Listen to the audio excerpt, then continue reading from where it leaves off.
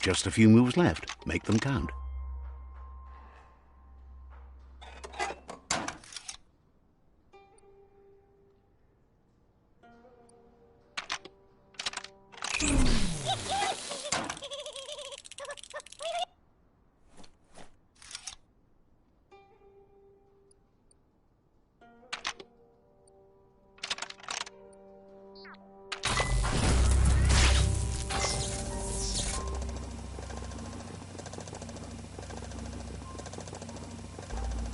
There are few records of the chain of events that led to the big apocalypse eons ago, but it's clear the world wasn't prepared for how recklessly the Toxanol Corporation would make its mark on the world. Their rare earth mining and nuclear industries generated tons of waste, and, without consideration for the future, they dumped it all in landfills until they ran out of space.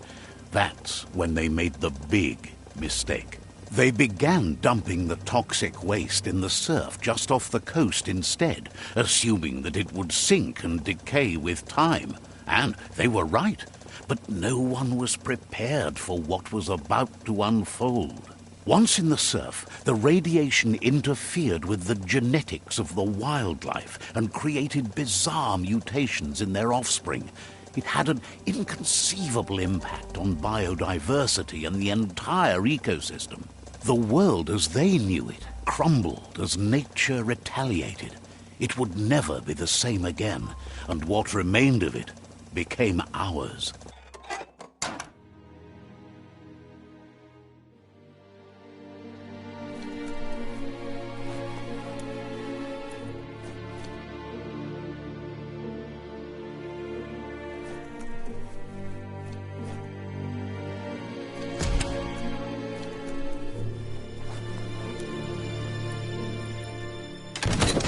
The sound of spark metal going pew-pew is never a good thing. It's coming from behind that door. A warning label. The box looks like a potential brain melt. It's going to take a bit of puzzling to short-circuit the door.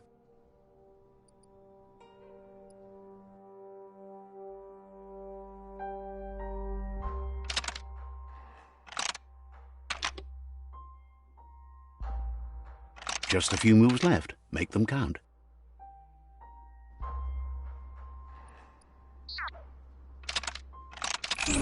Quite a shock to the system. Let's try that again.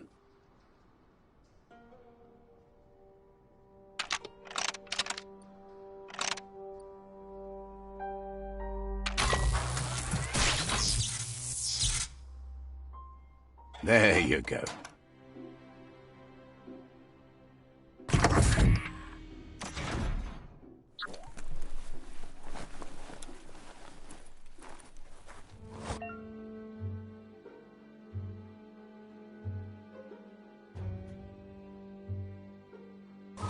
The wheeled one is outnumbered. You'd better help him out.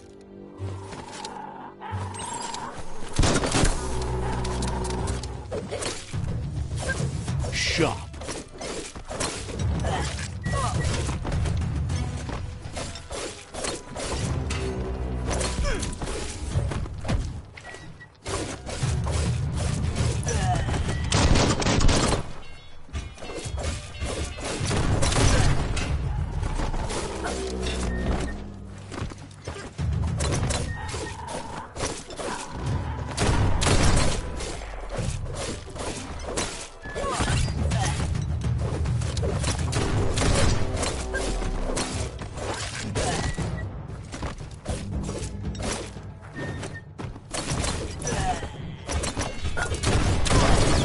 Always find good use for things like that.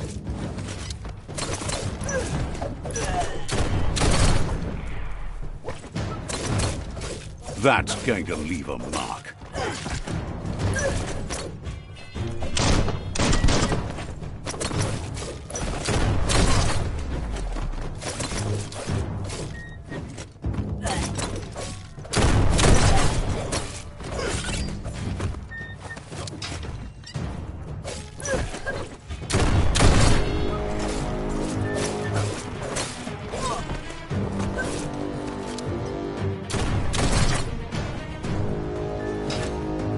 That's the last of them. Let's talk to the wheeled one before backup arrives.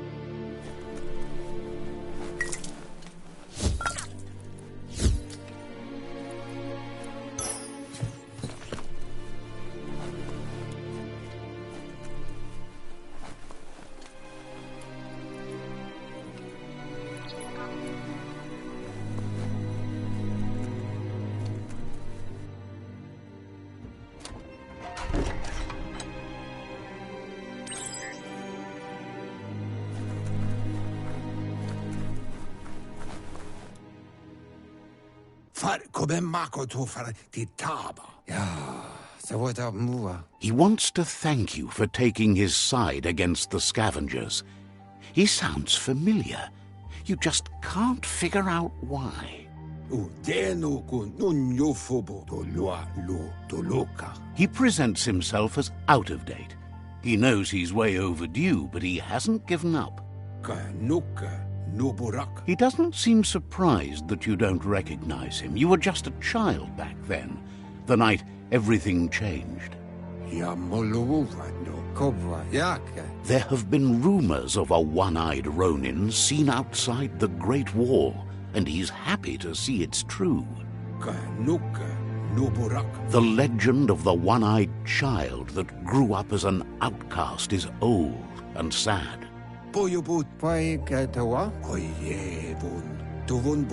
The child could have been anyone, but the evil it had fled had left a mark, a facial scar to remember the past.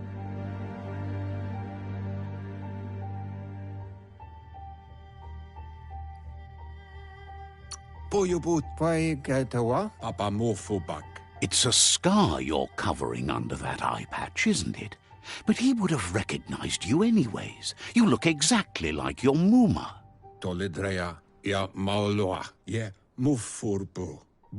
There's no doubt you're the child, and that what Lupa Lupin did to your village, your Muma and Popsy, was the beginning of the end. He says it has taken you a long time to bring the past back up to the present, to find your way back, but he's grateful you have. It was after the attack that the unity fell apart. Your Muma's disciples divided and formed tribes as a reaction to the blight that had fallen upon the land.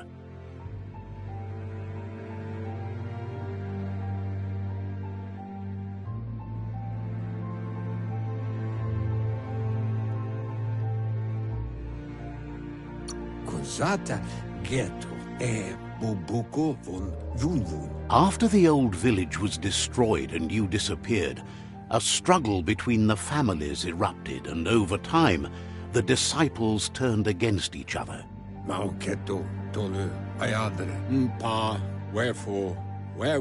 Had it not been for the Tree of Life, no one would have survived. He hopes you at least remember the tree.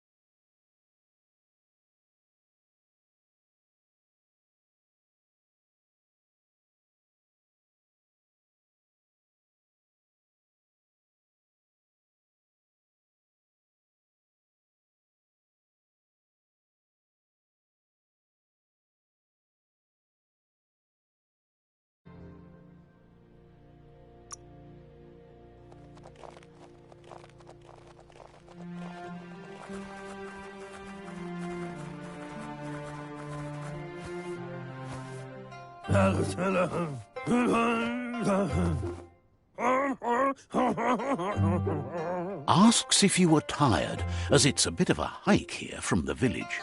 He wonders if your Mooma knows you are here.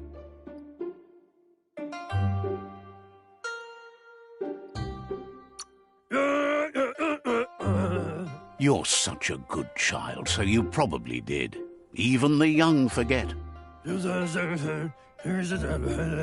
He understands why you came all the way out here, to see them, the potato people. The potato people, or Nono, are a wonder, somehow interlinked with this little tree here, fueling its source of life.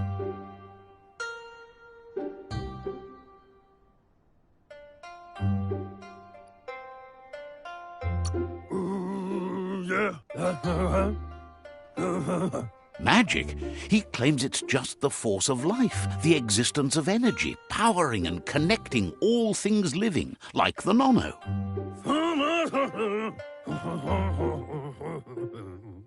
The Nono prefer to hide in glitter grass. He says you should get over there and ruffle it. See if you can make one come out of hiding.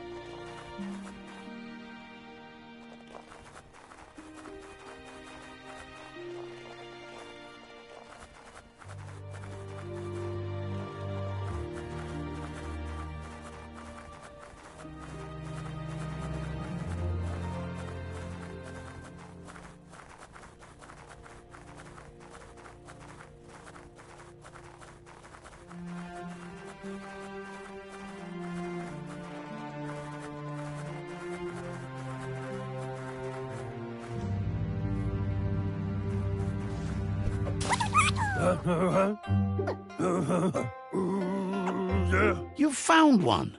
You should be proud. They don't come out for everyone. The Nono's key energy is just what the Pensai needs to complete its cycle and grow into a tree of life.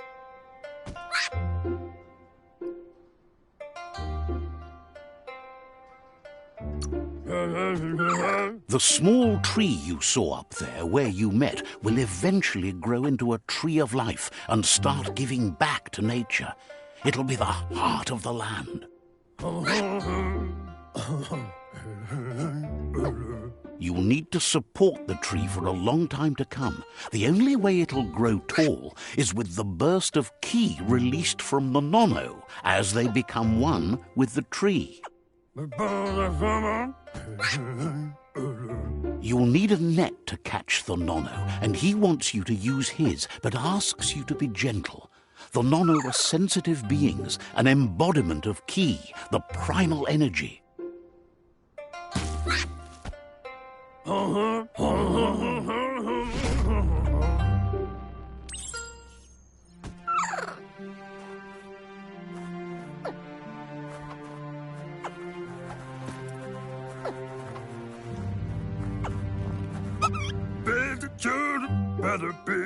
You handle that net like you've never done anything else. He's impressed.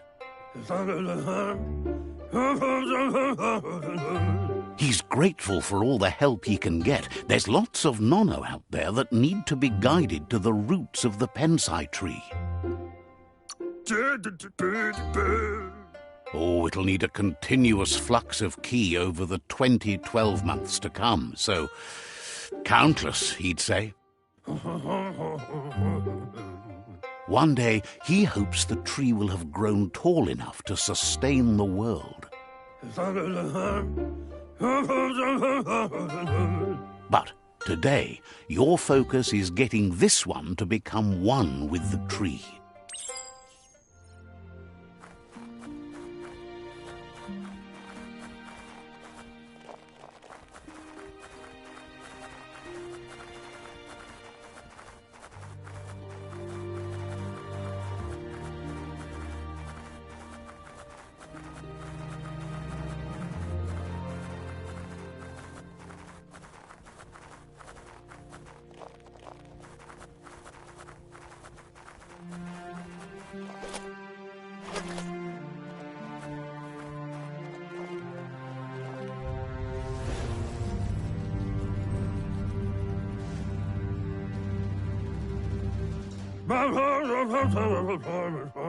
Now that you've seen the Nonno's connection with the tree with your own eyes, you have no reason to doubt.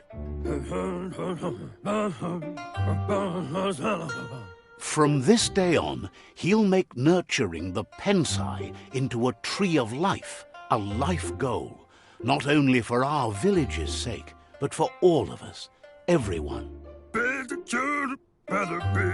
One day, the land won't be as peaceful.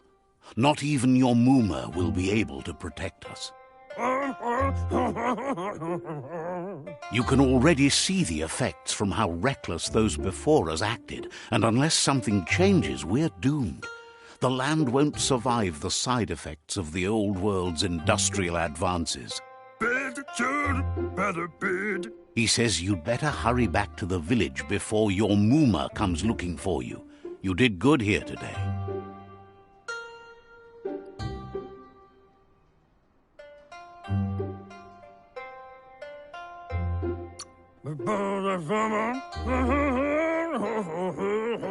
No, she's got lots on her mind and needs rest after the raid last night on the Lupin camp with her disciples. Wonders if they let the Predator family live or not.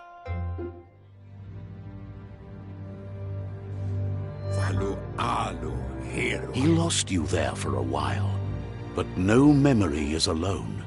It's part of a trail you can follow. He says he remembers every single day he devoted to growing the Tree of Life, but now he's afraid it might be in vain. The tree started to die when the end of days begun, and it wasn't long after that that the World Eaters arrived.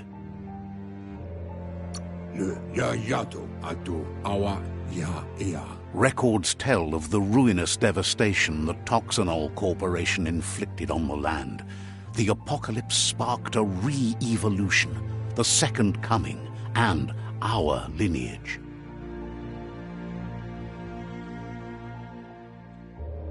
His friend Gizmo is working on a Mekton and needs help defeating the Jumbo Puff at the end of the West Route. Wiz is still repairing his octopod to confront the Merc Puff that dwells deep down under the surface at the end of the Northwest Route. Noko has tamed the Midget and is preparing to take on the Hoof Puff at the end of the East Route. Finally, Goop is almost done with the Goo Glide, a machine able to ride the waves of the surf all the way out to the Porky Puff at the end of the route to the southeast. Out of Date says his friends are gearing up to stop the World Eaters. There's one at the end of each route. The road ahead won't be easy, but he's counting on your support. His friends aren't strong enough to end this on their own.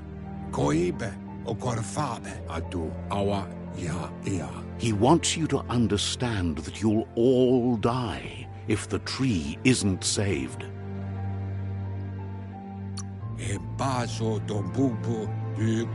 His friends have prepared something specific for each World Eater. The Mekton, the Octopod, the Majute, and the Googlide are almost ready to ride. Regardless, you'll meet again once you've played your part in the tribe war and the situation with the World Eaters.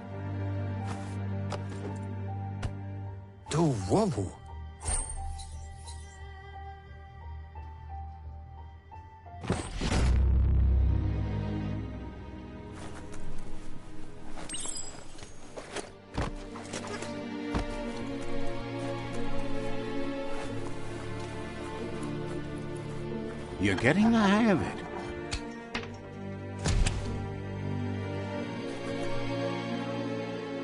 Quickest way out is through the roof where they came in, and the rope looks strong enough to climb.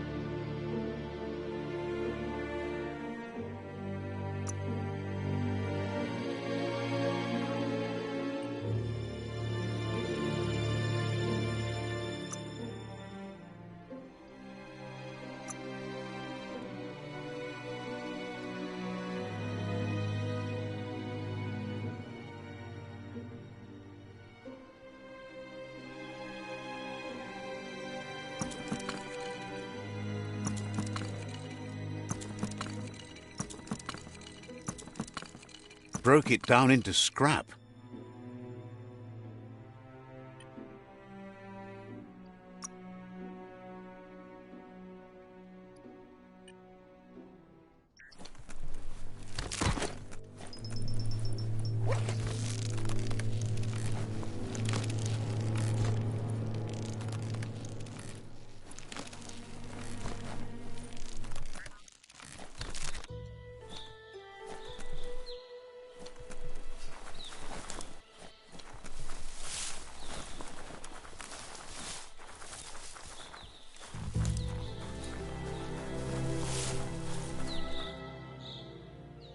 Know that the Tree of Life is dying.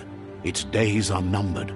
Without help, it can't endure the environmental change and assault from the World Eaters.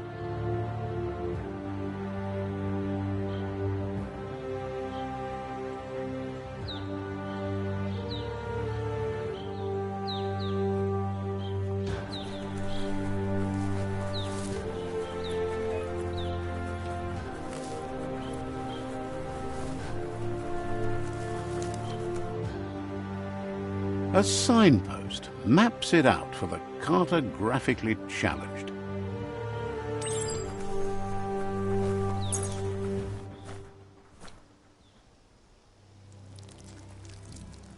Let's see.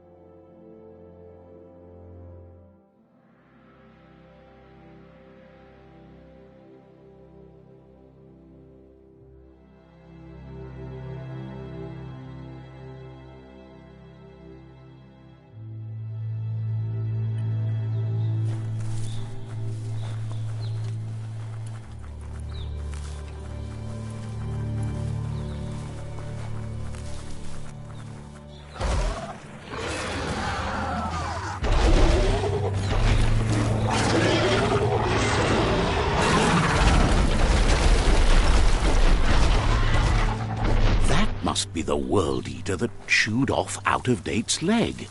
You'll need a hat trick to bring that down. The World Eaters have made their marks on our world over time. That's not the first nor the last village it'll leave in its wake.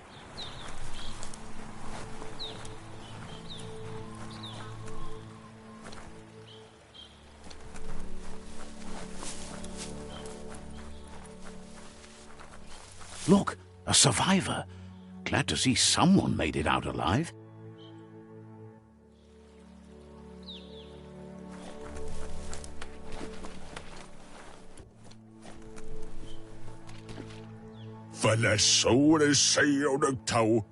He's heard the stories about the terror inflicted by the World Eaters to other enclaves, but never expected one to come all the way here.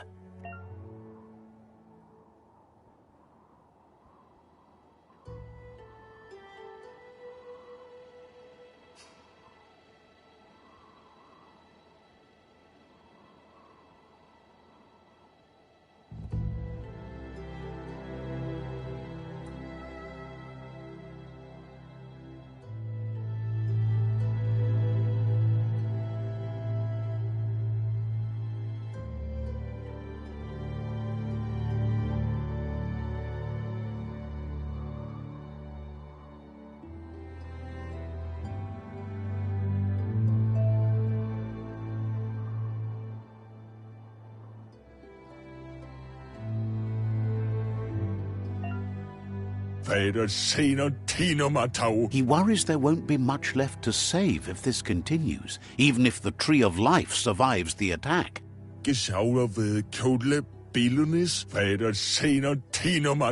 He doesn't know what your connection is to this place, but something tells him you've stayed true to your heart.